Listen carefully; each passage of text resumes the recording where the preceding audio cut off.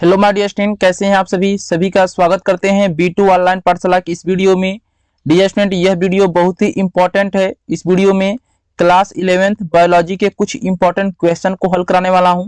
Bio के कुछ महत्वपूर्ण प्रश्न लेकर आया हूं, आप इन प्रश्नों को जरूर तैयार करें। यह प्रश्न जीव विज्ञान की दृष्टि से, जीव विज्ञान पेपर की दृष्टि से बहुत ही इंपॉर्टेंट क्वेश्चन है।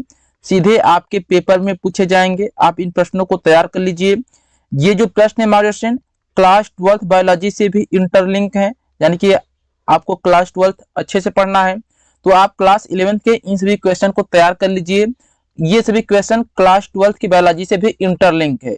हालांकि क्लास 11th का सिलेबस अलग है, क्लास 12th का सिलेबस अलग है, लेकिन हमारे से कुछ ऐसे शब्द होते हैं जो इंटरलिंक होते हैं, तो आप इन शब्दों को अच्छे से समझ लीजिए। इन क्वेश्चन को समझ लेंगे तो क्लास 12th की बायोलॉजी समझने में बिल्कुल आसानी हो जाएगी। ठीक है हमारे से डियर स्टूडेंट, चलिए शुरू करते हैं आज की वीडियो, जिसमें हम 10 इंपॉर्टेंट क्वेश्चन कराने वाले हैं। छोटे बड़े मिलाकर टोटल 10 इंपॉर्टेंट क्वेश्चन कराने वाले हैं जो सीधे आपके एग्जाम में पूछे जाएंगे। माय डियर स्टूडेंट, अगर आप पहली बार चैनल पर आए हैं तो आपसे एक छोटी सी रिक्वेस्ट है, आप हमें सपोर्ट करें। सपोर्ट करने के लिए चैनल को सब्सक्राइब करें, बेल आइकन को प्रेस करें। इसके साथ ही माय डियर स्टूडेंट वीडियो को लाइक करें और अपने दोस्तों के साथ शेयर करें। माय डियर स्टूडेंट, कंटेंट में दम होना चाहिए।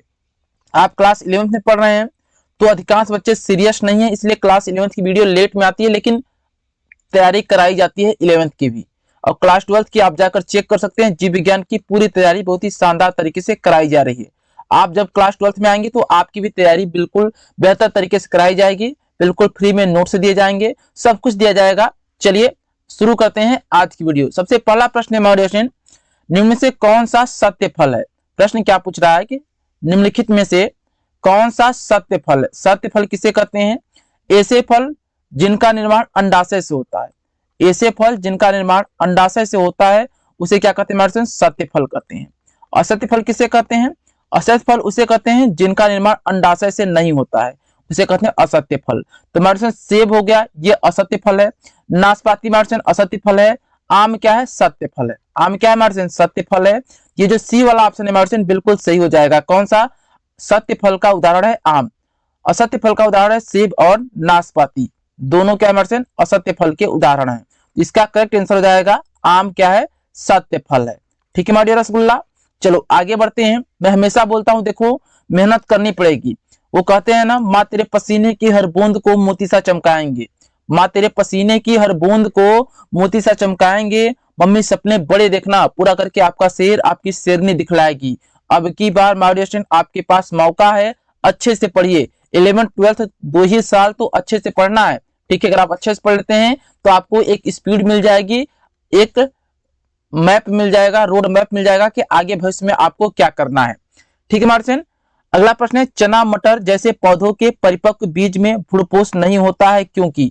मतलब जो चना होता है, चना का बीज आपने देखा है, चना का बीज हो गया, मटर का बीज हो गया, ये जो बीज होते हैं इसमें भ्रूणपोष नहीं पाया जाता है बिल्कुल भी। परिपक्व होने के बाद जब चना और मटर के बीज परिपक्व हो जाते हैं, इनका जो भ्रूणपोष होता है वो समाप्त हो जाता है। क्या समाप्त हो जाता है हमारे? जो भ्रूणपोष होता है, जो पोषण प्रदान करता है हमारे भ्रूण को और बीज के अंकुरण के लिए, ये भ्रूणपोष समाप्त हो जाता है। भ्रूणपोष के बारे में क्लास 12th में बहुत ही डिटेल में आप पढ़ेंगे। ऑलरेडी मैंने इसी चैनल पर वीडियो अपलोड किया है, आप चेक कर सकते हैं। भ्रूणपोष बाय B2 ऑनलाइन पाठशाला मिल जाएगी कि भ्रूणपोष होता क्या है। मार्चन जो भ्रूणपोष होता है ये बीज के अंकुरण में मदद करता है, बीज के अंकुरण में मदद करता है। ठीक है मार्चन, तो ये जो भ्रूणपोष होता है, चना का जब बीज परिपक्व हो जाता है, मटर का बीज परिपक्व हो जाता है, तो भ्रूणपोष समाप्त हो जाता है। क्यों भ्रूणपोष क्यों समाप्त हो जाता है? तो डियर स्टूडेंट, यह पौधे आवृत बीजी नहीं होते हैं। गलत मार्चन, ये ऑप्शन सही नहीं होगा। इनमें द्विनिषेचन नहीं होता है। गलत मार्चन, द्विनिषेचन होता है। इनमें भ्रूणपोष नहीं बनता, यह भी गलत मार्चन, भ्रूणपोष बनता है। जो मटर के पौधे होते हैं उनमें भ्रूणपोष बनता है, लेकिन परिपक्व बीज में समाप्त हो जाते हैं। ठीक है, नहीं होते हैं, क्योंकि बीजों के विकास के दौरान विकसित होने वाला भ्रूण द्वारा भ्रूणपोष का इस्तेमाल कर लिया जाता है। यानी कि जो भ्रूणपोष होता है इसका पूर्ण इस्तेमाल कर लिया जाता है। जो भ्रूणपोष होता है इसका पूर्ण इस्तेमाल कौन कर लेता है? भ्रूण कर लेता है अपने विकास के लिए, अपने विकास के लिए। देखो माय डियर रसगुल्ला, एक बात समझना, ये जो भ्रूण है मार्चन, ये बीज में परिवर्तित होता है। किसमें परिवर्तित होता है? बीज में।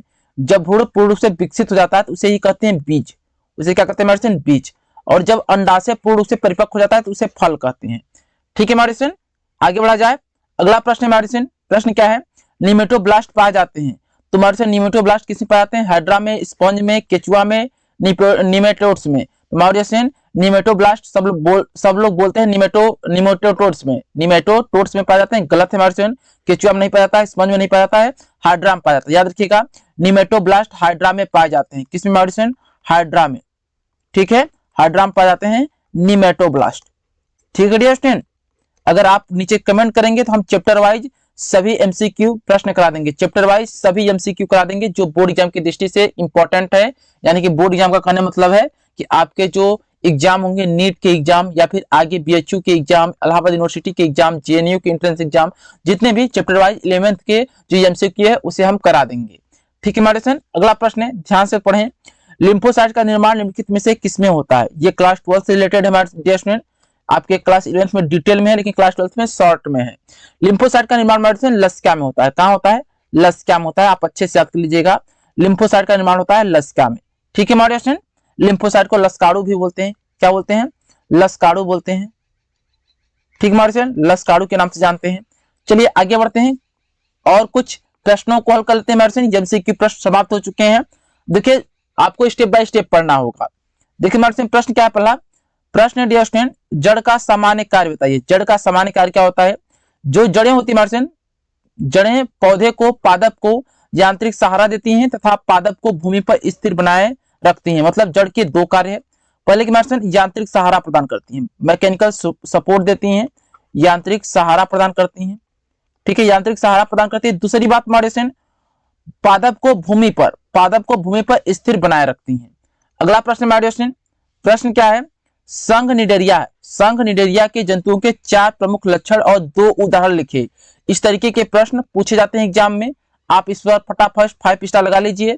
प्रश्न है हमारे स्टूडेंट कि जो संघ है निडेरिया, इसकी 4 विशेषता लिखना है। संघ निडेरिया में जो भी जंतु आते हैं उसकी 4 विशेषता लिखना है, 4 लक्षण लिखना है और 2 उदाहरण लिखना है। तो आइए समझिएगा ध्यान से हमारे स्टूडेंट, जो सिलेंट्रेटा संघ है इसे ही निडेरिया के नाम से जानते हैं। सिलेंट्रेटा संघ जो है मेडिसिन, इसे ही निडेरिया संघ के नाम से जानते हैं। इसकी विशेषता, इसके लक्षण निम्नलिखित है मेडिसिन। सिलेंट्रेटा संघ के जंतुओं में ऊतक स्तर का शारीरिक संगठन पाया जाता है। आपको मैं पढ़ाया था मेडिसिन कि जो जंतु होते हैं, ठीक है, इन्हें संघों में रखते हैं। जैसे हम लोग क्लास में पढ़ते हैं, क्लास 11th का क्लास अलग, क्लास 12th का क्लास अलग, क्लास 9th का क्लास अलग, क्लास 10th का क्लास अलग होता है। ठीक उसी प्रकार से मेडिसिन जंतुओं की विशेषता के आधार पर इन्हें संघों में रखा जाता है। तो एक सिलेंट्रेटा संघ है, इसमें जो भी जंतु आते हैं उन जंतुओं का जो शारीरिक संगठन होता है वो ऊतक स्तर का होता है। मतलब उसमें अंग नहीं पाया जाता है, उसमें केवल ऊतक स्तर का शारीरिक संगठन पाया जाता है। ठीक है डियर स्टूडेंट, अगला प्रश्न डियर स्टूडेंट समझिएगा ध्यान से। इन जीवों में अरीय समिति पाई जाती है। इन जीवों में कैसी समिति पाई जाती है? इन जीवों में अरीय समिति पाई जाती है। सिलेंट्रेटा संघ में जो भी जीव आते हैं उनमें अरीय समिति पाई जाती है। सिलेंट्रान गुहा उपस्थित होती है।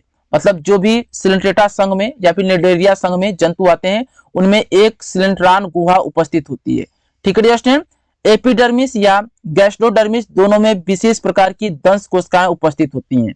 और प्रश्न पूछा जाता है कि दंश कोशिकाएं किसमें पाई जाती हैं? तो दंश कोशिका हमारे निडेरिया संघ में पाई जाती है। किसमें? निडेरिया, जिसे सिलेंट्रेटा संघ कहते हैं, इसमें दंश कोशिकाएं पाई जाती हैं। तो पहला है हमारे पहला क्या हो जाएगा?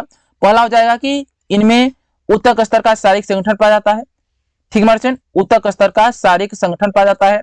अरीय समिति होते हैं, सिलेंट्रान गुहा पाई जाती है। जो एपिडर्मिस होता है या गैस्ट्रोडर्मिस होते हैं, दोनों में विशेष प्रकार की दंश कोशिकाएं पाई जाती हैं। ठीक है हमारे प्रश्न यहां भी पूछा जाता है कि दंश कोशिका की क्या भूमिका होती है। ठीक है, उदाहरण की बात करते हैं कि सिलेंट्रेटा संघ में कौन कौन से जंतु आते हैं। तो हाइड्रा आता है हमारे, आरिलिया आता है। हाइड्रा और आरिलिया 2 ऐसे जंतु हैं जो हमारे आते हैं सिलेंट्रेटा संघ के अंतर्गत, निडेरिया संघ के अंतर्गत। अगला प्रश्न हमारे, कारण बताइए। चमगादड़ उड़ता है परंतु चिड़िया नहीं है। ठीक है हमारे, जो चमगादड़ है, चमगादड़ ये उड़ सकता है। चमगादड़ हमारे उड़ सकता है, जिसे बैट कहते हैं। 1 मिनट अच्छे से लिख दे हमारे, जो चमगादड़ होता है, जो चमगादड़ होता है हमारे, ये उड़ सकता है लेकिन ये इसे चिड़िया नहीं बोलते हैं, बर्ड्स नहीं बोलते हैं। क्यों नहीं बोलते हैं आइए जानते हैं, ध्यान समझिएगा। चमगादड़ कॉर्डेटा संघ के प्राणी हैं, कॉर्डेटा संघ के अंतर्गत आते हैं चमगादड़। इसके साथ ही स्तनधारी वर्ग के उपवर्ग स्तनधारी वर्ग में भी आते हैं और जो उपवर्ग है थीरिया में आते हैं। अधोवर्ग की बात करते हैं तो यूथीरिया का जंतु है, यानी कि जो चमगादड़ है हमारे, इसका संघ कॉर्डेटा संघ है, स्तनधारी जीव है, उपवर्ग का नाम थीरिया है और जो अधोवर्ग है उसका नाम यूथेरिया है। ठीक है मार्चन, ये रात्रिचर तथा उड़ने वाले स्तनधारी हैं, मतलब ये रात्रिचर हैं, रात में उड़ने वाले प्राणी हैं। ठीक है, इनमें अग्रपाद पंख के रूप में विकसित होता है। इनका जो अग्रपाद होता है मार्चन, चमगादड़ का जो अग्रपाद है यह पंख के रूप में बदला होता है, जिसकी मदद से ये उड़ पाते हैं, जिन्हें पेटिजियम कहते हैं। ये जो अग्रपाद होता है, ठीक है, जो पंख के रूप में विकसित होता है, जिन्हें पेटिजियम कहते हैं। ठीक है मार्चन, पेटिजियम किसे कहते हैं? पेटिजियम उसे कहते हैं मार्चन जो चमगादड़ का अग्रपाद होता है, जब पंखों के रूप में विकसित हो जाता है तो इसे पेटिजियम कहते हैं। इसे स्तनी वर्ग में रखने के निम्नलिखित कारण है। इसे पक्षी वर्ग में नहीं रखते हैं, इसे स्तनी वर्ग में रखते हैं। इसके कई कारण हैं कि शरीर पर बालों की उपस्थिति होना, शरीर पर बालों की उपस्थिति होना, स्तन ग्रंथियों से दूध का स्राव होना, स्तन ग्रंथियां पाई जाती हैं चमगादड़ में जो दूध का स्राव करती हैं। बाह्य कर्ण की उपस्थित होना, यानी कि इसमें कान पाया जाता है, कर्ण पाया जाता है।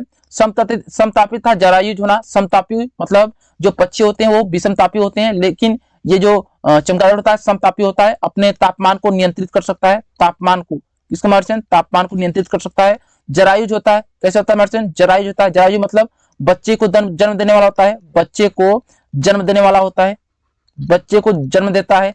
ठीक है, अंडयुज किसे कहते हैं? जो अंडे को देता है। तो मानव एक जरायुज प्राणी है और पक्षी भी क्या है? जरायुज प्राणी है। पक्षी मतलब चमगादड़ पक्षी की बात कर रहे हैं, चमगादड़ की बात कर रहे हैं। चमगादड़ क्या है? जरायुज है, पक्षी नहीं होते हैं, पक्षी अंडयुज होते हैं, पक्षी अंडज होते हैं, अंडे देते हैं। अगला है मार्चन, अग्रपाद पंखों के रूप में रूपांतरित हो जाते हैं। जो अग्रपाद होते हैं पंखों के रूप में रूपांतरित होते हैं। उपरोक्त स्तनधारी वर्ग के लक्षण के आधार पर चमगादड़ उड़ते हुए भी इन्हें पक्षी वर्ग में नहीं रखते हैं, स्तनधारी वर्ग में रखते हैं। जो चमगादड़ होते हैं मार्चन, इन्हें स्तनधारी वर्ग में रखते हैं। क्यों रखते हैं? क्योंकि इनमें दुग्ध ग्रंथियां पाई जाती हैं जो दूध का स्रावण करती हैं। इनमें इनके शरीर पर बाल पाया जाता है, स्तनों पर दुग्ध ग्रंथियां पाई जाती हैं, बाह्य कर्ण की उपस्थिति होती है। चमगादड़ समतापी होते हैं, जरायुज होते हैं, इसलिए इन्हें स्तनधारी कहते हैं, स्तनधारी पक्षी कहते हैं, स्तनधारी जीव कहते हैं। इन्हें पक्षी नहीं बोलते हैं, चिड़िया नहीं बोलते हैं। ठीक है, स्तनधारी जीव बोलते हैं चमगादड़ को। अगला प्रश्न मार्चन, रेखी पेशी के 2 कार्य लिखिए। रेखी पेशी के 2 कार्य लिखिए। वीडियो को लाइक करें माय डियर स्टूडेंट और चैनल को सब्सक्राइब करें, आपके सपोर्ट की हमें जरूरत है। ठीक है, रेखी पेशी के 2 कार्य लिखना है। तो रेखी पेशी के 2 कार्य मार्चन, पहला है हाथ पैर और शरीर की गति में सहायता प्रदान करना। हाथ पैर और शरीर की गति में कौन सहायता प्रदान करता है? रेखी पेशी। ठीक है, अंगों में द्रुतगामी परंतु अल्पकालीन गतियां उत्पन्न करना। जो अंग होते हैं इनमें द्रुतगामी परंतु अल्पकालीन गतियां उत्पन्न करना, मतलब जो रेखी पेशी मार्चन ये गति में भूमिका प्रदान करती है, शरीर में गति को उत्पन्न करने में सहायता प्रदान करती है। ठीक है, जैसे हाथ पैर में गति होती है तो वो रेखी पेशी ही मदद करती है गति करने के लिए। अगला प्रश्न मार्चन इंपॉर्टेंट प्रश्न है, छपेगा आपके एग्जाम में। प्रश्न, संयोजी ऊतक किसे कहते हैं? संयोजी ऊतक किसे कहते हैं? इसका विकास भ्रूण के किस स्तर से होता है? किन्हीं 2 संयोजी ऊतक के नाम लिखिए। 2 संयोजी ऊतक का नाम लिखना है। ठीक है मार्चन, उपास्थि और अस्थि 2 संयोजी ऊतक हैं। ठीक मार्चन, ब्लड भी होता है, ब्लड भी एक प्रकार का संयोजी ऊतक होता है। चलो आओ डिटेल में जान लेते हैं कि इसका विकास भ्रूण के किस स्तर से होता है, किस स्तर से होता है। जैसे कि एक होता है एक्टोडर्म, एक होता है मेसोडर्म, एक होता है एंडोडर्म। तो बात करेंगे डिटेल में, आइए सिलसिलेवार तरीके से बात करते हैं। शरीर में सबसे अधिक पाया जाने वाला ऊतक संयोजी ऊतक है। सबसे अधिक मात्रा में कोई ऊतक पाया जाता है तो इसका नाम संयोजी ऊतक है। यह शरीर के अंगों तथा तंत्रों के मध्य पाया जाता है। शरीर को अंगों के मध्य पाया जाता है, शरीर के तंत्रों के मध्य पाया जाता है संयोजी ऊतक, क्योंकि ये जोड़ने का काम करता है। अंगों और तंत्रों को जोड़ने का, आपस में सामंजस्य स्थापित करने का काम करता है। यह मुख्यतः अंगों को उनके स्थान पर रखने तथा अन्य अंगों को जोड़ने का कार्य करता है। जो संयोजी ऊतक है जोड़ने का काम करता है। ऊतक का निर्माण करने वाली कोशिकाएं मैट्रिक्स का स्राव करता है। यह जो ऊतक के निर्माण करने वाली कुछ कोशिकाएं होती है जिसे मैट्रिक्स कहते हैं। मैट्रिक्स जिसे कहते हैं मार्चन, जो ऊतक का निर्माण करती हैं उन कोशिकाओं को मैट्रिक्स कहते हैं। इसका भी स्रावण करता है कौन? ये संयोजी ऊतक। मैट्रिक्स में ऊतक की विभिन्न कोशिकाएं निलंबित रहती हैं। संयोजी ऊतक का निर्माण भ्रूणीय मध्य जनन स्तर अथवा मेसोडर्म से होता है। प्रश्न पूछा है ना, प्रश्न क्या पूछा है मार्चन? प्रश्न पूछा है, क्या पूछा है प्रश्न? यहाँ पर देखो, इसका विकास भ्रूण के किस स्तर से होता है? इसका विकास मार्चन होता है मेसोडर्म से। मेसोडर्म यानी कि मध्य जनन स्तर से। ठीक है, संयोजी ऊतक का निर्माण मध्य जनन स्तर से होता है, मेसोडर्म से होता है। आगे बात करते हैं संयोजी ऊतक के उदाहरण।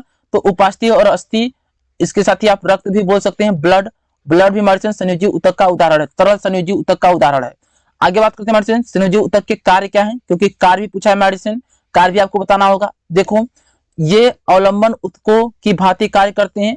ठीक है, ये अवलंबन ऊतक मतलब सहारा प्रदान करते हैं। ठीक है, अंगों को सहारा प्रदान करते हैं, व्यवस्थित रखते हैं, आपस में जोड़ने का काम करते हैं, तो सपोर्टिंग टिश्यू कहलाते हैं, मतलब सपोर्टिंग टिश्यू की तरह कार्य करते हैं। ये विभिन्न अंगों को परस्पर जोड़ने व सहारा देने तथा उन्हें यथास्थान बनाए रखने में सहयोगी होते हैं। मतलब मार्जिन ये अंगों को जोड़ने का काम करते हैं। क्या करते हैं? अंगों को जोड़ने का काम करते हैं, अंगों को सहारा प्रदान करते हैं। ठीक मार्जिन, ये स्नेहक का कार्य करते हैं। स्नेहक मतलब जैसे आप जानते हैं मार्जिन, स्नेहक होता है, स्नेहक का कार्य करते हैं। साथ ही आंतरांगों व उत्तकों को आवश्यक लोच व दृढ़ता प्रदान करते हैं, मतलब आवश्यक लोच प्रदान करते हैं। जो अंग होते हैं मार्जिन उसमें लोच प्रदान करते हैं, ठीक है, दृढ़ता प्रदान करते हैं संयोजी ऊतक। इसके साथ ही मार्जिन समझिएगा ध्यान से, ये रोगाणुओं, कीटनाशकों आदि को नष्ट कर शरीर को सुरक्षा प्रदान करते हैं। मतलब जो संयोजी ऊतक है ये सुरक्षा प्रदान करते हैं शरीर की। कैसे? रोगाणु को नष्ट कर देते हैं, कीटाणुओं को नष्ट करके सुरक्षा प्रदान करते हैं। ठीक है मार्जिन, क्लियर है? इतनी बात समझ में आ गई? कितने लोगों को बात समझ में आ गई मार्जिन? कितने लोग को बात समझ में आ गई? बात समझ में आ गई डियर स्टूडेंट? तो हम आशा करते हैं मार्जिन यह वीडियो आपको पसंद आई होगी। अगर वीडियो पसंद आई तो वीडियो को लाइक करें, अपने दोस्तों के साथ शेयर करें। मिलते हैं नई वीडियो में नई एनर्जी के साथ। इस वीडियो को पूरा देखने के लिए आपका प्रेम पूर्वक धन्यवाद। मिलते हैं नई वीडियो में नई एनर्जी के साथ। तब तक जय हिंद, वंदे मातरम।